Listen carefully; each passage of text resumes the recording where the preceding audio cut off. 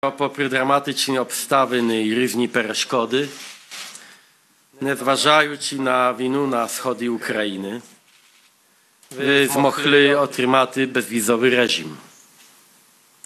І подякувати вам за вашу проєвропейську рішимість і мужність, з якою ви захищаєте вашу незалежність. За всі свої, навіть найменші успіхи вам довелося заплатити важкою прacею і також, на жаль, кров'ю. Ви нічого не отримали задарма. Ви заслужили все, чого ви dosahli. І саме тому так багато нас тут в Європі захоплюються вами і підтримують вас, хоча я знаю, що цього не завжди достатньо. Ви маєте право очікувати на більше. Ви також маєте право пишатися собою. За кілька тижнів ми завершимо роботу над угодою про асоціацію. Це стане наступним кроком на шляху до убезpieczenia i stabilnej держави, а також зростаючої економіки. Протягом цього процесу ви продемонстрували неабиякі терпіння і послідовність. Я бажаю вам таких само терпіння і послідовності у ваших зусиллях захистити Україну від корупції та зловживань. Ще раз вітаю вас і дякую. Let me now switch to English. This is the 80th European Council in which I have participated as Prime Minister or European Council President. But never before have I had such a strong belief that things are going in a better direction. Our optimism should still be extremely cautious, but we have good reasons to talk about it. Among them are economic growth in each and every country of the EU, falling unemployment with the highest number of employed people ever recorded, the financial agreement with Greece, the surge of pro-European sentiment in recent weeks according to the polls, the election defeats of anti-European parties and victories of political leaders who stand 100% for the EU, from Bulgaria and Austria to the Netherlands and, of course, France. We have also managed to maintain political unity of the EU in the face of multiple threats and challenges. My talks today with President Poroshenka are another proof of what I have heard from all my interlocutors in the recent weeks, from President Trump to Prime Minister Abe, from Prime Minister Lee to Senegal's President Macky Sall, from President Morales to the new President of South Korea. They have all highlighted that for them, despite Brexit, the EU remains the most important partner. And that despite gloomy predictions, it is Europe that is again becoming a stable and positive point of reference for the whole world. However, we cannot be complacent or naive. We have to prove to the people that we are capable of restoring control over events which overwhelm and sometimes even terrify us. Last year we agreed that the EU will protect our people against security threats, especially terrorism, illegal and uncontrolled globalization, and we must continue to deliver. Therefore, during the upcoming European Council, I will propose we move further on our policy response in these three areas. And finally, as we know, the Brexit negotiations started 3 days ago. It is a most difficult process for which the EU is well prepared. We can hear different predictions coming from different people about the possible outcome of these negotiations. Hard Brexit, soft Brexit or no deal. Some of my British friends have even asked me whether Brexit could be reversed and whether I could imagine an outcome where the UK stays part of the EU. I told them that, in fact, the European Union was built on dreams that seemed impossible to achieve. So, who knows? You may say, I am a dreamer, but I am not the only one. Thank you.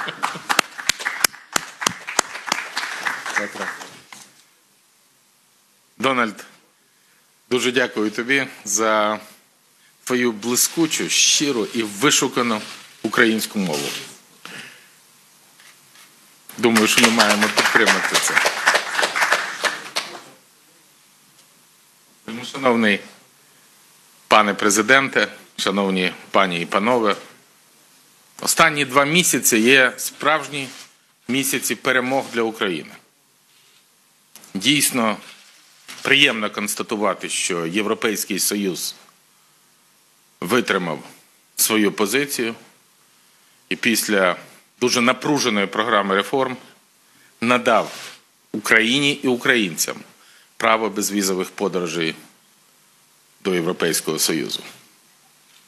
Дуже важливо, що лідери європейських держав і президент Європейського Союзу і президент Європейської комісії зробили все можливе для того, щоб вступ в дію і завершення ратифікації угоди про асоціацію з Європейським Союзом нарешті відбулося. Це відбувається саме в цей день. І з 1 березня угода про асоціацію розпочинає працювати в повному обсязі. А для нас, для українців, це буде лише програма дій, дорожня карта щодо подальшої імплементації реформ, які були закладені в угоду про асоціацію. With your permission, I switch also to the English, following the example of Donald, and think that that's a great pleasure for me to meet with my personal friend and big and responsible friend of Ukraine, President Donald Tusk, in this very new building. I think that Ukraine, this is a historic day for Ukraine. And historic days when we say, after receiving the visa-free, the final farewell to the Soviet Union and to the Russian Empire. Poland, Baltic states, other Eastern European countries do it 25, 20 years ago. And we now do our best to cover the reform you spent dozens of years in a very short period of time with your very valuable assistance and expertise. Today, I can confirm that Ukraine and the European Union are much closer each other than ever before. We don't have never such level of trust, such level of cooperation, such level of support. Ukraine remains fully committed to all the criteria of the reform, visa-free, association agreement. And this is extremely important that we continue to implement reform, and despite of the war, despite of the very difficult security situation. I have a great pleasure to discuss it with the President Tusk and to coordinate our action for helping me and to all of us to bring peace to the Ukrainian soil. That would be even more efficient after my meeting with the President Trump, because I'm just a few hours ago this night come from Washington, D.C., and we have a very promising negotiation and coordination. First of all, about the sanction. You know that the United States introduced the new sanction and confirmed that all sanctions remain in place until the full implementation of Minsk.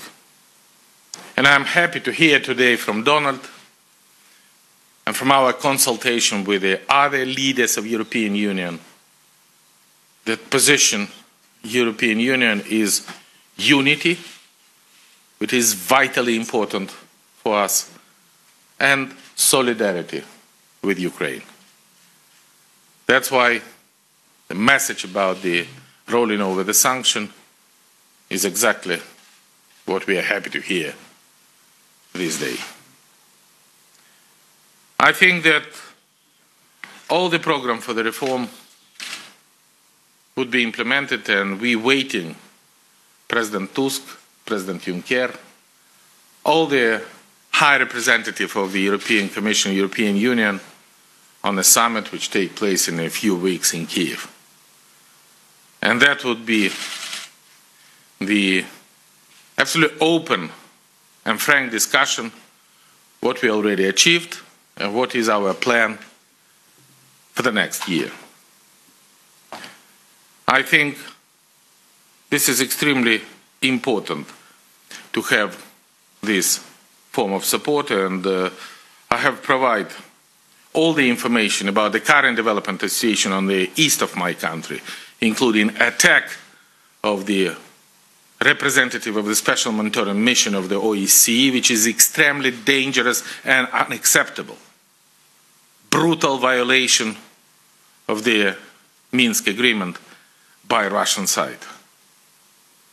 This is absolutely unacceptable when they continue to kill Ukrainian soldiers and Ukrainian civilians, avoiding the introducing the ceasefire, releasing of the hostages, provide effective operation of the Special Monitoring Mission, withdrawal of heavy artillery and weapon, and implementing all security package, which we are promising that Russia do in a very short period. And I hope for the continuation of this effective cooperation with the EU, with the United States. We also coordinated our position as regards of the threat of the construction by Russia, politically motivated energy project Nord Stream 2, which is seen to Ukraine as a tool of Russian energy aggression against my country, and not only against Ukraine, against whole European Union.